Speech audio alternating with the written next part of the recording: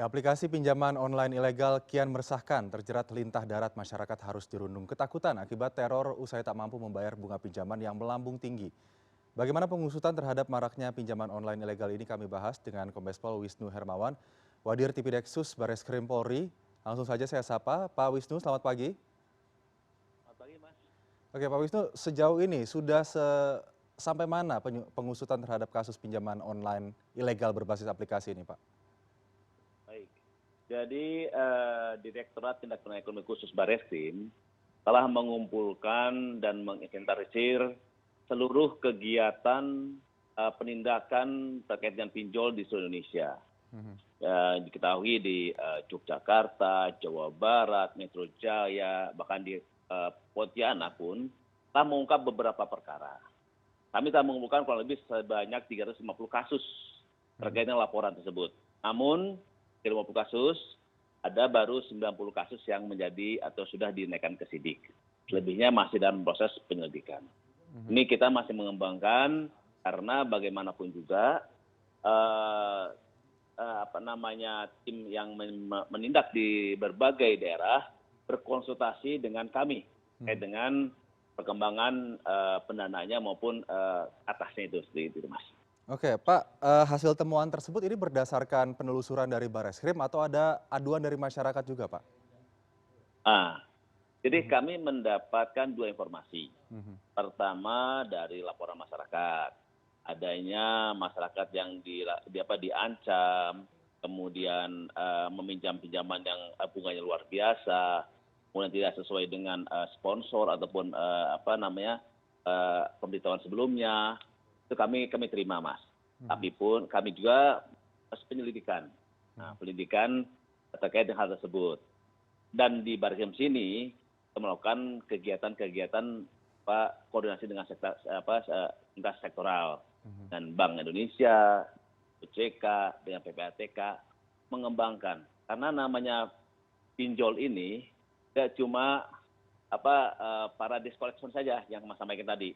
Pinjolnya ditutup, tumbuh lagi. Kalau tutup, tumbuh lagi. Kalau nggak salah saya mendengar dari informasi dari OJK sekitar ada 3.500 pinjol yang tutup di tahun 2015. Di tahun 2021 ini ya sudah ada 1.700. Kami dari Bareskrim dan saudara yang lain bukan upaya bagaimana menutup jalannya pinjol tersebut. Karena kita ketahui, Mas, bahwa pinjol tersebut ada pembayaran, yaitu gateway sistemnya, gateway payment gateway-nya. Setelah kita mencari solusinya, jalan itu kita tutup. Jangan pinjolnya saja yang ditutup, nanti tumbuh lagi, tapi apa yang menjadi jalan untuk pembayaran uang dan terima uang pun kita akan tutup. Kita sudah mengetahui bahwa Pak Jokowi telah memerintahkan OJK untuk menutup sementara izin pinjol. Nah, karena berbasis aplikasi, jadi memang sulit ya untuk menelusuri jalan tersebut. Menutup jalannya, itu transaksinya. Mas, itu. Oke, Pak Wisnu, ini tadi Pak Wisnu sempat mengatakan sudah ada pinjol yang ditutup kemudian buka lagi. Terus berulang kembali seperti itu. Sebetulnya kalau melihat dari hasil penelusuran, Ventura atau yang membiayai pinjol ini datang dari mana, Pak? Nah, itu yang kita kembangkan sekarang. Waktu beberapa yang lalu memang kita selalu menjadi pemadam kebakaran. Ada pinjol, kita operasi, ada pinjol ilegal, kita tangkap, tapi tidak ke atasnya. Nah, sekarang kami mencoba untuk meningkatkan apa pendananya. Kami sudah menemukan bagaimana beberapa perusahaan yang remiten. Jadi sebelum pinjol itu memberikan uang atau menerima uang dari pengguna masyarakat, ada namanya perusahaan namanya remiten, yang dia menerima uang dari pinjol, dari perusahaan-perusahaan pinjol dan menyerahkan ke masyarakat. Demikian pun masyarakat kirimkan uang itu ke perusahaan tersebut, baru dikirim ke pinjol. Itu kita sudah temukan bisnis prosesnya. Sekarang kita menemukan lagi, mengembangkan kepada siapa pemodalnya. Nah, pemodal dari pinjol-pinjol tersebut.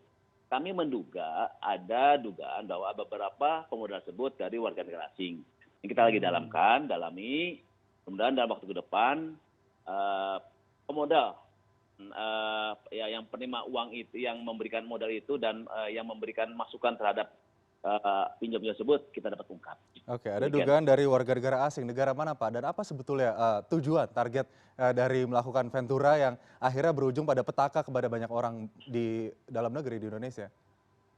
Ya, kami belum bisa menyebutkan negara Nah, mana ya, namun kami masih mendalami karena data yang kami terima dari teman-teman dari lintas sektoral, baik dari PPATK maupun dari BI, ada dana yang masuk dari luar negeri.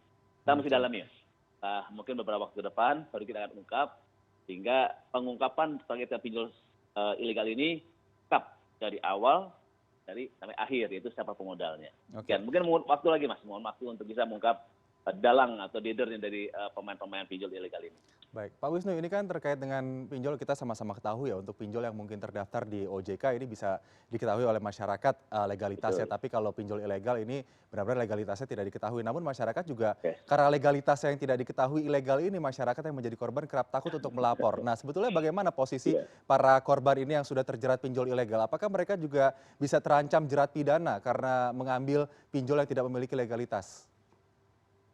Begini, Mhm, itu beda pada sistem. Bagaimanapun juga masyarakat sudah meminjam uang dari pinjol. Itu hak keperdataan. mhm, Saya tidak mau masuk ke dalam ranah itu. Yang kita ungkap dalam proses pidana adalah bagaimana pinjol tersebut melakukan tindakan pidana, ancaman, pengiriman foto-foto yang asusila, mhm, mhm. ada illegal access. Nah, itu yang kita ungkap di sini, Mas. Oke, Bukan masalah pinjam meminjamnya. Itulah ranah keberatan. Ya, oke. silahkan digugat di Pengadilan Perdata terkait dengan pinjam meminjamnya. Kemudian kita ungkap dalam proses pidana ini adalah bagaimana si pinjol-pinjol tersebut tanpa izin atau tanpa izin dari OJK melakukan kegiatan pinjaman online. Bahkan mereka melakukan tindakan-tindakan yang di luar dilakukan oleh sesuai dengan hukum tindak pidana. Hmm. Zaman tadi, dengan gambar-gambar porno gitu ya, Hmm. wajahnya ada wajah yang meminjam, dannya adalah pada orang lain mengambil dari Google gitu ya. Mhm. Ada namanya legal access, tanpa sepengetahuan si peminjam ngambil semua data dari handphonenya gitu ya, Mhm. disebarkan tempat lain. Nah, itu yang kita ungkap, Mas. Bukan Mmm. masalah pinjam meminjamnya saja. Itu, Mas. Oh, jadi transaksinya sendiri sebetulnya tidak menjadi ranah pidana antara pinjol tersebut dengan orang yang meminjam begitu ya, Pak Wisnu? Betul, Mas. Nah, ini terkait Dipisahkan. menarik juga soal, penelusuran, Mhm. penyalahgunaan akses atau data, karena kan sebetulnya sudah ada perjanjian dari awal ya antara pinjol dan Betul. juga konsumen untuk memperbolehkan pinjol tersebut masuk mengakses data-data konsumen. Nah, sebetulnya jika terjadi penyalahgunaan akses tersebut, apa yang akan sanksi apa yang akan diberikan kepada, pinjol ilegal? Oh, jadi begini, sesuai dengan pasal 30, Mhm, 32, 34, 35 Undang-Undang ITE, terkait namanya illegal access dapat dikenakan pidana, mhm, ancamannya 12 tahun. Tadi kan sampaikan bahwa boleh mengakses, tapi tidak boleh menyebarkan. Ya mhm, kan gitu, Mas. Iya. Jadi boleh mengakses tapi nggak boleh menyebarkan. Itu dilakukan oleh pinjol ilegal tersebut.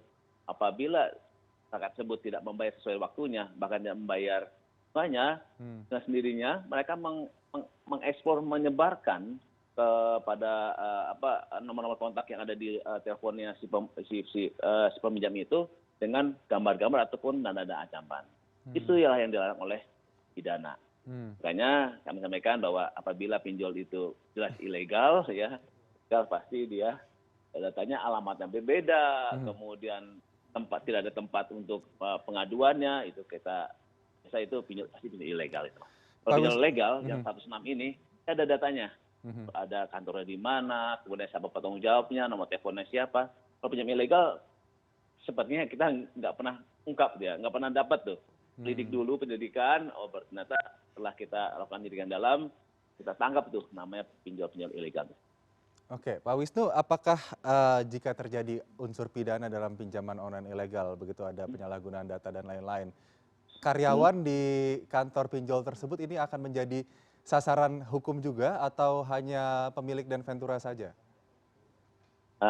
Dalam proses pengungkapan pidana, Mhm, kita melihat peran masing-masing. Ya, kita lihat bahwa kemarin teman-teman dari Polda Jabar, Polda Metro Jaya, Yogyakarta menangkap begitu banyak ya para karyawan yang kan bekerja sebagai desk collection ataupun penagihan. Kita mmm, akan lihat perannya masing-masing ya. Kalau dia memenuhi unsur tindak pidana tentunya kita naikkan tersangka. Namun mmm, kalau dia cuma pekerja saja karena diperintahkan oleh si pemilik ataupun si pengusaha yang punya uang, ini akan kita jadikan saksi. mmm, Gimana proses penyidikannya, Mas? Kami dari dari ke sini persilahkan kepada masing-masing direktorat tindak pidana ekonomi Oke. masing-masing Polda mendalami masing dari tersebut.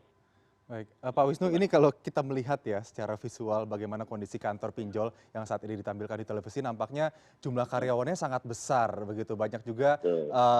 perlengkapan-perlengkapan lain komputer, monitor dan lain-lain itu sangat sudah terinstal dengan baik di sana. Ini artinya kan antusiasme masyarakat cukup besar ya untuk kemudian menarik pinjaman online ilegal ini. Bagaimana kemudian pihak kepolisian bisa melihat maraknya masyarakat yang tertarik untuk mengambil pinjaman online ilegal dibandingkan mereka yang memilih untuk melakukan pinjaman secara benar begitu di bank ataupun pinjaman online yang memiliki legalitas di OJK. Mhm. Ya, lagi karena kebutuhan masyarakat begitu cepat dan ringan ya di pinjol itu ya. Waktu berapa menit atau berapa jam bisa menerima beberapa tanpa ada, nah ya kan itu memudahkan sekali ya. Sebetulnya kalau kita mendengar dari informasi dari teman-teman dari OJK bahwa depan mungkin dunia digitalisasi mungkin lebih akan berkembang. Namun masalahnya kan disalahartikan, disalahgunakan. Mana ada kita pinjam uang 1 hari per 1% umumnya gitu ya. Jadi 30 hari 30%. Zaman kayak apa? Dari ketentuan dari Bank Indonesia. Nah, itu yang menjadi masalah, Mas. Bahwa kita tentu dalam hal ini Polri dan instansi terkait dari BI atau OJK itu selalu mengedukasi masyarakat. Gunakanlah jalur yang benar, gunakanlah pinjaman-pinjaman yang sesuai dengan aturan hukum. Ya, ini kan kita lihat datanya bahwa ada 106 pinjaman online yang telah didaftarkan di OJK. Ya, pinjam saya di situ, Mas. Masih ada 106 lagi bisa Mas saya meminjam tempat-tempat yang legal. Yang legal. Juga kita bisa pinjam juga BPR, bank saja. Tetapi yang penting adalah itu sesuai aturan hukum yang berlaku. Oke. Karena begitu dia tidak sesuai aturan hukum yang berlaku, seenaknya jangan melakukan proses tindak pidana. Oke. Itu edukasi penting sekali dalam hal ini, Mas. Sangat penting ya edukasi agar tidak Ya, terjerat ya, iming-iming palsu pinjol ilegal. Mungkin terakhir Pak betul Wisnu, sekali. bagaimana kemudian ini kan sudah banyak masyarakat yang ketakutan diteror oleh pinjol begitu ya karena akses datanya diretas, kemudian juga ancaman-ancaman teror lainnya. Bagaimana kemudian Barreskrim Polri memastikan akan memberikan perlindungan kepada para korban-korban pinjol ini? Bagaimana mereka harus bertindak karena sudah terlanjur begitu terjerat pinjol ilegal? Jadi beberapa waktu lalu pimpinan Polri, pimpinan dari OJK, pimpinan Bank Indonesia, dan pimpinan dari Kominfo berdiskusi bertemu dan di arahan Presiden bahwa kita bersama-sama menanggulangi maraknya pinjol ilegal. Nah, sekarang bagaimana apabila masyarakat sudah pinjam dan datanya terambil? Kita berusaha stakeholder yang ada untuk mengamankan segala data yang ada. Tidak berkembang lagi. Makanya kami mendapatkan perintah dari pimpinan kami untuk kita bisa menanggulangi secara utuh dari mulai awal sampai akhir, dimulai dari sampai pendananya, supaya tidak ada kejadian seperti ini lagi. Baik. Ke depan pinjol ilegal ini tidak lagi. Hanya Presiden menyampaikan untuk menghentikan sementara izin pinjaman. Kami Barreskrim dan BI juga akan melihat bagaimana ada sistem pembayarannya, payment gateway-nya. Kita akan bagaimana merubah atau membuat regulasi yang baik supaya semua data tersebut terekam. Nah, ini yang menjadi concern kita untuk bisa bersama-sama dengan stakeholder yang ada membuat pinjol ini menjadi pinjol yang benar, dan bermanfaat dan tidak lagi disalahkan. Demikian. Baik, Pak Wisnu, semoga dialog pada hari ini bisa memberikan harapan, memberikan pencerahan kepada para konsumen pinjaman online di Indonesia, termasuk mereka yang saat ini sudah ketakutan karena datanya diretas, kemudian juga diteror dengan berbagai cara oleh pinjol ilegal karena tidak mampu membayar bunga selangit yang tidak sesuai dengan kesepakatan begitu. Semoga ini bisa memberikan pencerahan bagi mereka. Terima kasih Bapak Kombes Pol Wisnu Hermawan, Wadir Tipideksus Barreskrim Polri sudah bergabung bersama CNN Indonesia Today pada pagi hari ini. Salam sehat Pak Wisnu. Salam sehat.